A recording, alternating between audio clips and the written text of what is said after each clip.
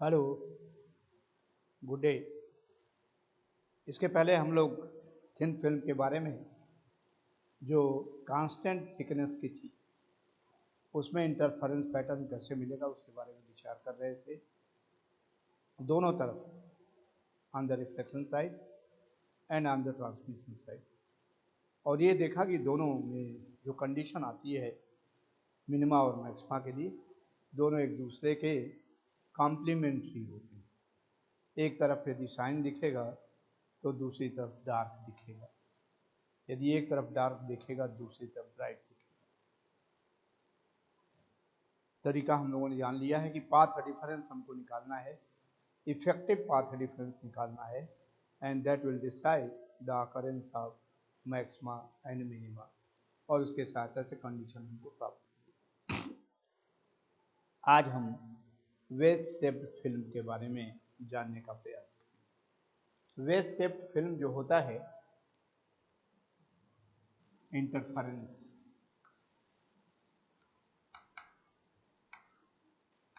in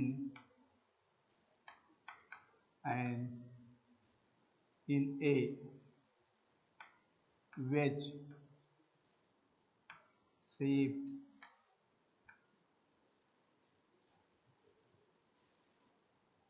interference in a wedge shaped thin film।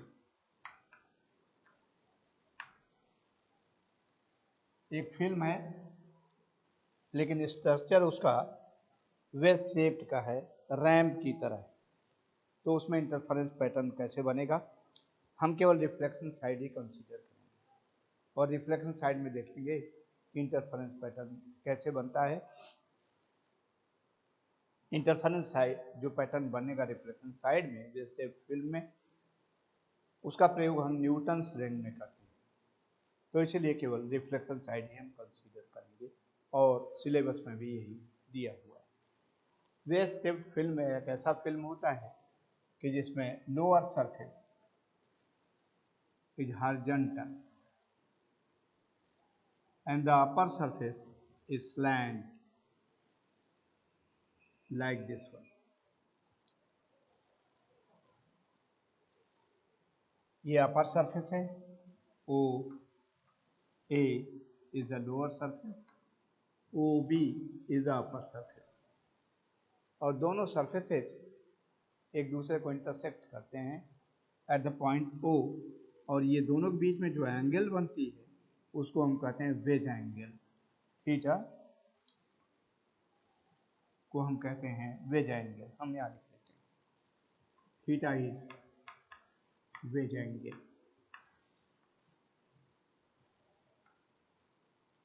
Veg angle कैसे इसमें interference pattern बनेगा? Obviously इधर से यदि लाइट आ रही है, इधर ही कंसीडर करते हैं तो ये रिफ्लेक्शन साइड होगा। यदि पार करके इधर निकल जाती है तो इसको हम ट्रांसमिशन साइड कहते हैं। जो फिल्म इसमें बनी है ओ ए और ओ बी के बीच में, उसका रिफ्रैक्टिव इंडेक्स है mu. Mu is the refractive index of the material of the thin film. Obvious है कि इसकी थिकनेस जो है कांस्टेंट नहीं। ओ बिंदु पर इसकी थिन फिल्म की थिकनेस 0 है, और जैसे जैसे ओ की तरफ हम प्रोसीड करते हैं थिकनेस धीरे धीरे धीरे धीरे इसकी बढ़ती हुई चली जाती है। ऑब्वियसली टी वेरिएबल है, टी इंक्रीजिंग है ओ से ए की तरफ जाते समय, तो इसलिए मिनिमा मैक्सिमा की कंडीशन सेटिस्फाई ऑटोमेटिकली होती जाएगी जैसे हम ओ से ए की तरफ जाएंगे, और ब्राइट डार्क फ्रिंजेज इसमें दिखेगी। कैसे फ्रिंज बनेगा, क्या उनकी बीच की फ्रिंज विड्थ होगी, कैसे निकाल पाएंगे? तो उसके लिए मान लीजिए एक किरण सी डी, ए बी हम कंसीडर कर चुके हैं, तो C D is incident at the point D of the upper surface O B. Angle of incidence निकालने के लिए इस पर लंब खींचना पड़ेगा। So this is a perpendicular drawn on the upper surface. Upper surface पर खींचा हुआ लंब है। चलिए यही मान लेते हैं। So this is the angle of incidence I. I के कोण पे ये इंसिडेंट, डी पर रिफ्लेक्शन होगा आई के ही कोण पे। सो this is the reflected ray CDE. D is the reflected ray. This angle is also I. और CD का ही कुछ भाग डेंसर मीडियम में रिफ्रैक्ट होगा। ये रेयरर मीडियम है इस साइड पर और ये आपका डेंसर मीडियम। डेंसर मीडियम में जब जाएगी तो ये अपने लंब की तरफ झुक जाएगी। सो दिस इज द रिफ्रैक्टेड रे। DE is the reflected ray, DF is the refracted ray, and angle of refraction is R. R is the angle of refraction. F जो है लोअर सरफेस OA पर इंसिडेंट है F बिंदु पर। यहाँ से फिर ये रिफ्लेक्ट होगी और रिफ्लेक्ट होगी तो उसके लिए हम यहाँ पर फिर लोअर सरफेस पे एक लंब खींचेंगे like this one.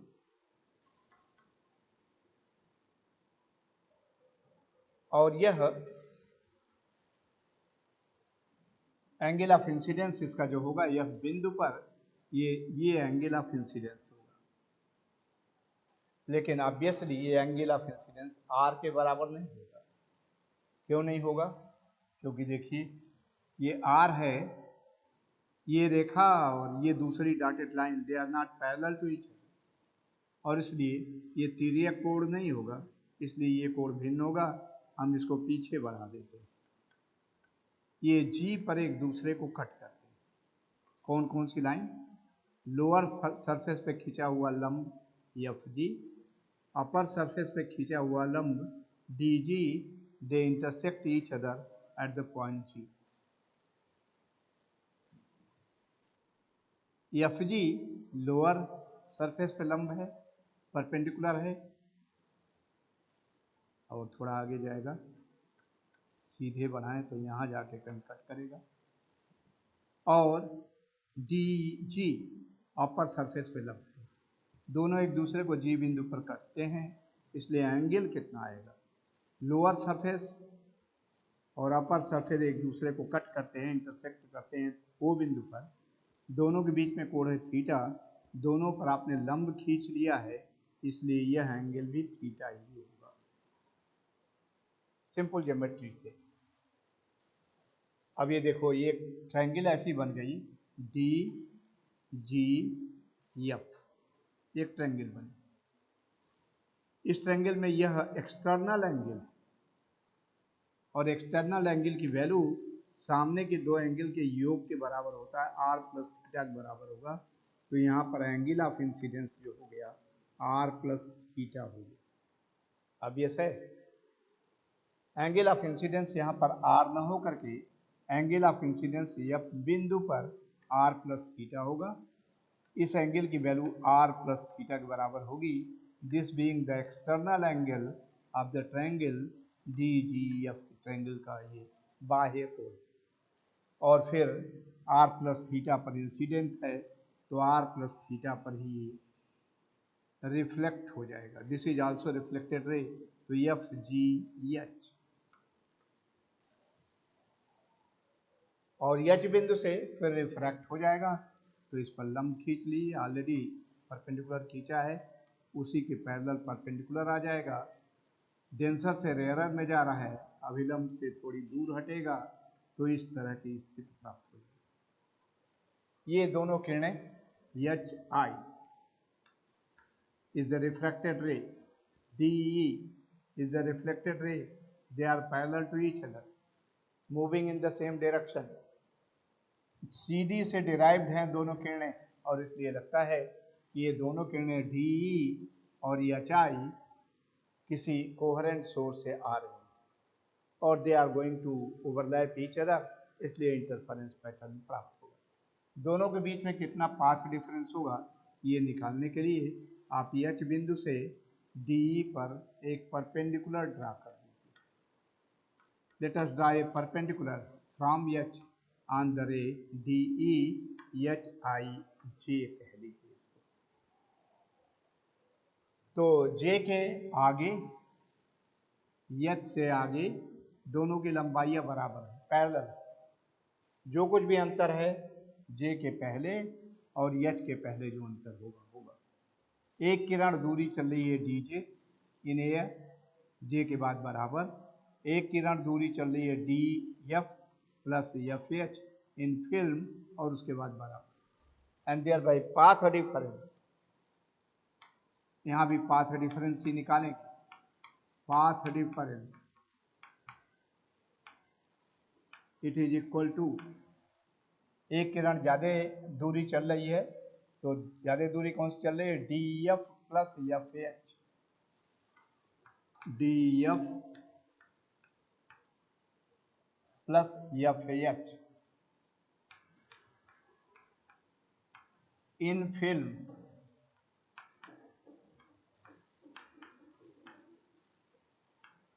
Minus DJ in air. एक फिल्म में चली गई दूरी है, एक एयर में चली गई दूरी है।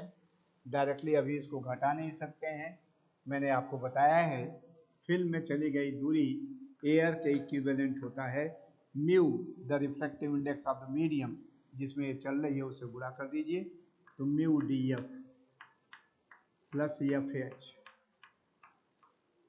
Minus DJ। दोनों अब एयर में हो गया तो एयर हमने यहाँ से हटा दिया। Mu times DF plus FH, DF plus FH minus DJ is the path difference J के बाद और H के बाद इनकी लंबाइयां बराबर। से दिस है इक्वेशन नंबर 1। और भी इन्हीं वैल्यू को यदि हम सॉल्व कर लें तो पाथ डिफरेंस की वैल्यू निकल आएगी। और एक बार पाथ डिफरेंस की वैल्यू निकल आएगी तो फिर मैक्सिमा कब बनेगा, मिनिमा कब बनेगा, इसकी जानकारी हमको हो जाएगी। DF प्लस FH है, FH की वैल्यू निकालने के लिए H बिंदु से एक परपेंडिकुलर ड्रा कर दीजिए लोअर सरफेस पर JK, H के, और H के संयोग से थिकनेस ऑफ द फिल्म है एट द पॉइंट K बिंदु पर फिल्म की कितनी थिकनेस है उसके बराबर भी है जो ज्ञात की जा सकती है। इसी लाइन को आगे बढ़ा दीजिए। ये जो लाइन DF आ रही है DF को भी आगे बढ़ा दीजिए। थोड़ा सा डायग्राम टू द स्केल नहीं हो पाया, यदि स्केल की सहायता से इसको खींचें तो ये दोनों ट्रायंगल एक तरह की बनेगी। इसको कह दीजिए KIJKL। Now let us consider, ये देखो ये r प्लस थीटा है, इन दो रेखाओं के बीच का कोण है, ये सम्मुख कोण हो जाएगा, ये भी हो जाएगा r प्लस थीटा। ये लाइन एक दूसरे के पैरेलल है, लोअर सरफेस पे दोनों परपेंडिकुलर हैं, यह ट्रांसवर्सल है, तिर्यक रेखा है, इसलिए यह कोण भी r प्लस थीटा हो जाएगा, r प्लस थीटा। आप कंसीडर कर दीजिए the upper triangle, right angle triangle FHK and the lower right angle triangle FKL. So triangle, right angle triangle FHK and a right angle triangle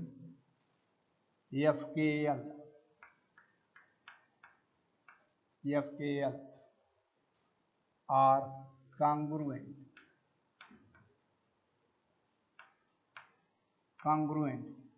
कैसे congruent हैं? एक कोण दोनों का 90 अंश है, एक कोण दोनों का r प्लस थीटा ये है, ये देखो ये r प्लस थीटा है, रिफ्लेक्ट होगा r प्लस थीटा पर, ये लाइन इस लाइन के पैरेलल है, ये ट्रांसवर्सल है, तिर्यक रेखा है, इसलिए ये भी हो जाएगा r प्लस थीटा। तो एक कोण 90 अंश है दोनों का, एक r प्लस थीटा है, एफ के इनके बीच में कॉमन और इसलिए कॉन्ग्रुएंट हो जाएंगे, इसलिए एफ एच की वैल्यू एफ एल के बराबर होगा। Hence F H it is equal to F H it is equal to F L. से इक्वेशन नंबर 2, एफ एच की वैल्यू एफ एल से रिप्लेस करो तो पाथ डिफरेंस आ जाएगा, path difference this is equal to mu times D F plus F H is F L minus D J. अब D F plus F L देख लीजिए, D F plus F L ये D L के बराबर हो जाएगा, तो इसलिए ये हो जाएगा mu times D L minus D J. से equation number 2, D L D से लेकर के एल तक और डी जे इनको पता कर दीजिए, तो फिर इक्वेशन नंबर 3 से पाथ डिफरेंस की वैल्यू निकल आएगी। मैं एक बार डायग्राम फिर से आपको स्पष्ट कर दूं। वेज शेप फिल्म है, रैंप स्ट्रक्चर में है, ओ ए लोअर सरफेस है, ओ बी इसका अपर सरफेस है, थीटा वेज एंगल है। अपर सरफेस पर एक किरण सी डी इंसिडेंट है एट द एंगल आई, ये रिफ्लेक्ट भी हो जाती है अपर सरफेस से डी बिंदु से at D E at the angle I. Partly इसका रिफ्रैक्ट हो जाता है फिल्म के अंदर and R is the angle of refraction. अब ये लाइन लोअर सरफेस पे परपेंडिकुलर है, ये लाइन अपर सरफेस पे परपेंडिकुलर है, तो दोनों एक दूसरे के पैरेलल नहीं। जहाँ पर इंटरसेक्ट करेंगे ये कोण भी दोनों सरफेस पे लंबे परपेंडिकुलर है, परपेंडिकुलर का इंटरसेक्शन है तो थीटा के बराबर हो जाएगा। इसलिए एंगल ऑफ इंसिडेंस या बिंदु पर जो आ जाएगा, ये एंगल जो होगा एक्सटर्नल एंगल होगा, आर प्लस थीटा हो जाएगा। तो R plus theta is the angle of incidence at F, R plus theta पर ये रिफ्लेक्ट हो जाएगा और फिर एच बिंदु से ये रिफ्रैक्ट हो जा रहा है। ये दोनों किरणें एक दूसरे के पैरेलल चल रही है, बनाने में पैरेलल नहीं दिख रहा है लेकिन पैरेलल एक दूसरे के चल रही हैं, एक ही डायरेक्शन में चल रही हैं। एक ही किरण दो भागों में टूटी है, डिवीजन ऑफ एम्पलीट्यूड है, इसलिए लगता है कि जैसे कोहेरेंट सोर्सेज से आ रही हैं। They will super impose each other और इंटरफेरेंस पैटर्न हमको प्राप्त होगा। इन दोनों पैरेलल किरणों में जे के उपरांत और एच के बाद लंबाइयां बराबर होंगी, तो जो कुछ अंतर है जे के पहले और एच के पहले, और इसलिए पाथ डिफरेंस के लिए एक्सप्रेशन लिखा गया D F plus F H in film minus D J in air. Film को आपने म्यू से गुणा करके इन फिल्म जो आपने लिखा है उसको काटा जा सकता है, तो mu times D F plus F H, mu times D F plus F H minus D J. अब ये एक और कंस्ट्रक्शन आपने कर लिया, यहाँ से एच बिंदु से लोअर सरफेस पे लंब डाल दिया, के एच के आगे बढ़ा दिया, जो ये रिफ्रैक्टेड रे थी इसको भी आगे बढ़ा दिया। ये कोण इसके बराबर है, सम्मुख कोण, आमने सामने का कोण। ये लाइन इस लाइन के पैरेलल है, इसलिए ये आर प्लस थीटा है, तो ये आर प्लस थीटा है, तिर्यक रेखा हो जाएगी। ये आर प्लस थीटा है, ये लाइन इस लाइन के बराबर है, तो ये भी आर प्लस थीटा हो जाएगा। यह राइट एंगल ट्रायंगल है एफ के एच, और दूसरा राइट एंगल ट्रायंगल ये लोअर वाला है एफ के एल। दे आर कॉन्ग्रुएंट, और कॉन्ग्रुएंट होने के कारण एफ एच की वैल्यू एफ एल के बराबर हो जाएगी, जो इक्वेशन नंबर 2 पे लिखा हुआ है। रिप्लेस कर दीजिए एफ एच को एफ एल द्वारा, तो D F plus F L, D F plus F L ये बराबर हो जाएगा DL के, और इस तरह से इक्वेशन नंबर 3 आपने प्राप्त कर ली। अब हमें ज्ञात करना है DL और DJ की वैल्यू किस तरह से निकाली जाए। DL की वैल्यू निकालने के लिए फिर आ जाइए DL और DJ की वैल्यू ये है, तो इसको निकालने के लिए इस ट्रायंगल को कंसीडर करिए DJH। इसमें ये 90 अंश है, ये लोअर सरफेस पे परपेंडिकुलर है, ये I है, तो ये 90 माइनस I हो जाएगा, तो ये कोण कितना हो जाएगा I। देखिए ये आपने परपेंडिकुलर ड्रा किया है तो 90, ये परपेंडिकुलर ड्रा किया है लोअर सरफेस पे, तो ये 90 में से इतना I हो गया, तो ये 90 minus I and thereby this will be equal to I। तो इस राइट एंगल ट्रायंगल से, फ्रॉम राइट एंगल ट्रायंगल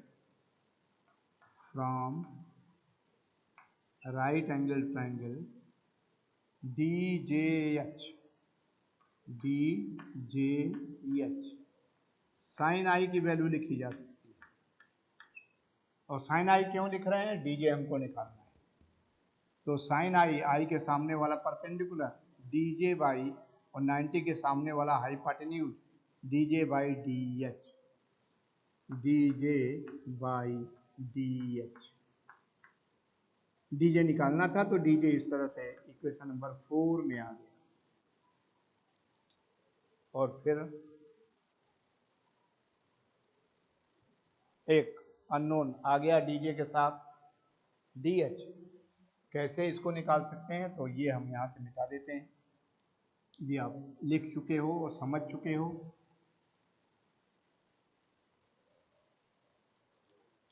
फिर एक कंस्ट्रक्शन और करिए, H बिंदु से एक परपेंडिकुलर आपने लोअर सरफेस पे डाला था, एक परपेंडिकुलर और ड्रा कर दीजिए इस लाइन पर, DL लाइन पर। So let us draw a perpendicular from H on the line DL as JKLM। अब ये देखिए, ये परपेंडिकुलर आपने डाला तो ये कोण 90 अंश होगा, ये R है, ये लाइन इस पर परपेंडिकुलर है, तो ये 90 माइनस R हो गया, इसलिए ये कोण कितना हो गया R। Let me again explain. आपने H से एक परपेंडिकुलर डाला HM, किस पर, DL के ऊपर, ये परपेंडिकुलर है, ये कोण R है, यह अपर सरफेस पे लंब है, तो ये बच गया 90 माइनस R, तो इसलिए, और ये 90 है, तीनों कोणों का योग 180 अंश, इसलिए ये हो गया R। तो इस ट्रायंगल से आप निकालिए DM की वैल्यू निकल जाएगी from right angle triangle DHM, from right angle triangle DHM we get the value of sin R, and sin R is equal to कोण के सामने परपेंडिकुलर DM और 90 के सामने वाला हाइपोटेन्यूज, ये 90 है तो इसके सामने हाइपोटेन्यूज DH। मैं फिर इधर से बता दूं शायद, देखो इस ट्रायंगल को कंसीडर कर रहे हैं DHM right angle triangle. Sine R की वैल्यू निकाल रहे हो, साइन R के सामने ये जो आएगा ये DM विल बी परपेंडिकुलर, ये 90 अंश है तो इसके सामने वाला हाइपोटेन्यूज कर्ण हो जाएगा, तो DM by DH is the value for sine R से इक्वेशन नंबर 4। अब आपने साइन I निकाल लिया है, साइन R निकाल लिया है, तो applying Snell's law,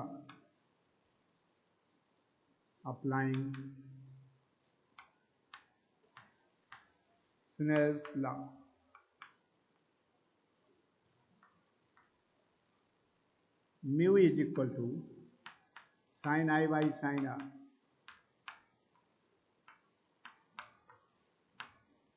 sign I की वैल्यू इक्वेशन नंबर 4 से, ये 4 है तो ये हो जाएगा इक्वेशन नंबर 5।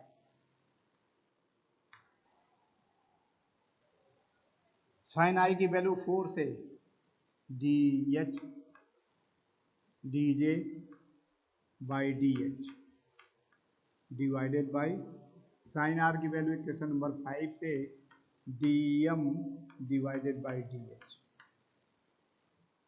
dh जो अनवांटेड आ रहा था dh कैंसिल कर जाएगा और इसलिए this will give dj is equal to mu times dm, mu times dm से इक्वेशन नंबर 6। म्यू ज्ञात ही है और dm के टर्म में निकल गया। यहाँ dj की वैल्यू इक्वेशन नंबर 3 में रखा जा सकता है। पुटिंग 6 इन इक्वेशन 3 तो पाथ डिफरेंस की वैल्यू आ जाएगी, पाथ डिफरेंस इक्वेशन नंबर 3 है, path difference it is equal to mu dl minus dj और dj की वैल्यू है mu dm, this is equal to mu times taken outside dl minus dm। अब figure में देख लीजिए dl माइनस dm क्या है। dl d से लेकर के l तक की लंबाई, dl माइनस dm इतना आपने हटा दिया, इतना घटा दिया तो बच गया ml, तो this is equal to mu ml, mu ml equation number 7। Equation number 3 में इक्वेशन नंबर 6 की वैल्यू को सब्स्टिट्यूट करने पर अब पाथ डिफरेंस का वैल्यू एक छोटा सा आ गया म्यू ml। अब यहाँ ml की वैल्यू यदि ज्ञात कर लें तो फिर आपको पाथ डिफरेंस की एग्जैक्ट वैल्यू निकल आएगी, नोन टर्म्स में चली आएगी, ऐसा हो जाएगा। तो देखिए ml को कैसे अब जान पाएंगे हम। ml के लिए फिर ट्रायंगल यूज कर लिए। देखिए आपने परपेंडिकुलर डालना है, HM is the perpendicular on dl, तो ये 90 अंश है। इसके सामने वाली भुजा जो हो गया ये HL, ये कर्ण हो जाएगी, हाइपोटेन्यूज r प्लस थीटा के टर्म में निकाल लीजिए। तो from right angle triangle, now use from right angle triangle कौन सा, MHL, ये ट्रायंगल MHL,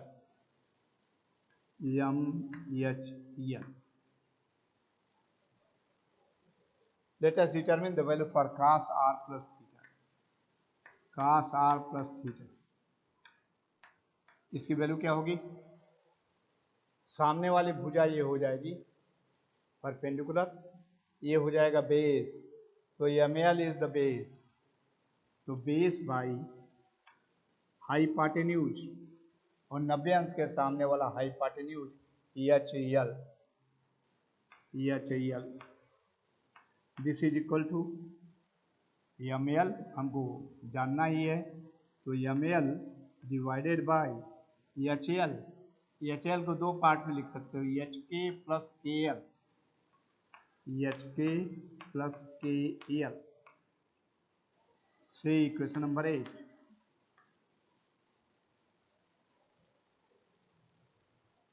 साथ ही साथ ये कांग्रुएंट ट्रायंगल से एक चीज और पता चल जाएगी, HK की वैल्यू KL के बराबर होगी। एक आपने निकाला था FH की वैल्यू FL के बराबर होगी, तो HK की वैल्यू भी KL के बराबर होगी। तो also from congruent triangles, also from right angle triangle FHK ऊपर वाला triangle and FHK and FKL and right angle triangle FKL, we get also from right angle triangle FHK and FKL we get क्या चीज, HK is equal to KL, HK is equal to KL। तो ये H के और value के L के बराबर है। हालांकि डायग्राम टू द स्केल नहीं बना है तो ये थोड़ा छोटा लगता है, लेकिन एग्जैक्टली ये बराबर हो जाएगा। ठीक, और एच के जो है के बिंदु पर वेज शेप्ड फिल्म की थिकनेस, वेज शेप्ड फिल्म की थिकनेस है टी एट द पॉइंट के। तो let us suppose that the thickness of the wedge shaped film at the point के इज टी। टी थिकनेस है कहाँ पर, के बिंदु पर। थिकनेस के बारे में मैं फिर एक बार आपको बता दूं, thickness of the film will be varying, जैसे ओ से ए की तरफ जाएंगे बढ़ता हुआ चला जाएगा। ओ पर थिकनेस 0 है, चलते जाओगे तो थिकनेस बढ़ती हुई चली जाएगी। के बिंदु पर थिकनेस इसकी टी है, ये आपने माना, के आगे जाएंगे थिकनेस और बढ़ती हुई चली जाएगी। तो let us suppose that the thickness eight the point T of the wedge shaped film is T. Thickness eight the point के इज टी। तो रख दीजिए इसको भी उसमें 8वें में, कह लीजिए इसको क्वेश्चन नंबर 9। तो अब फिर आ जाएगा 8 से, फ्रॉम 8 and 9।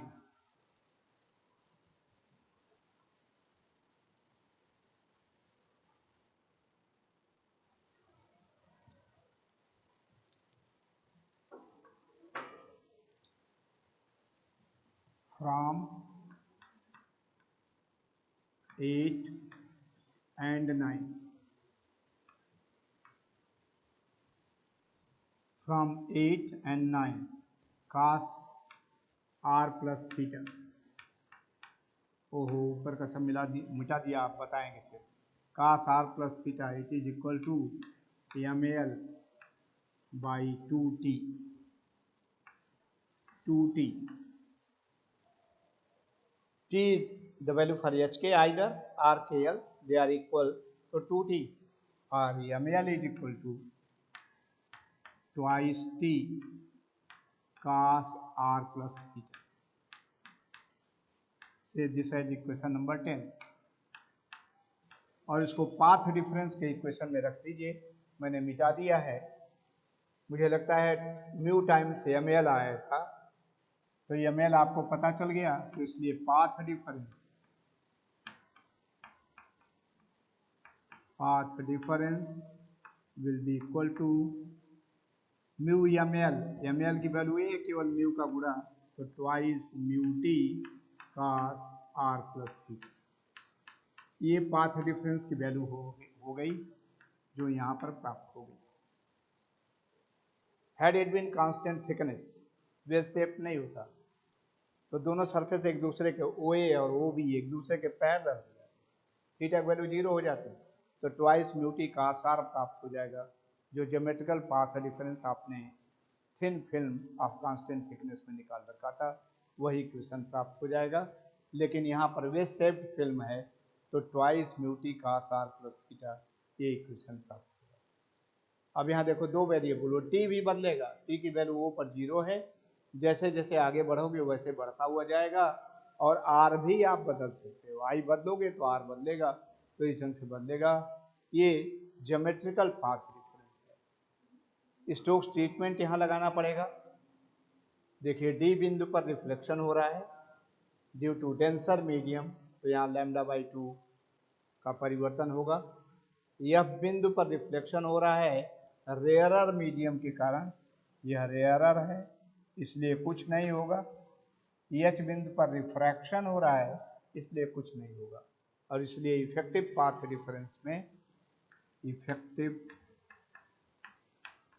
Path difference,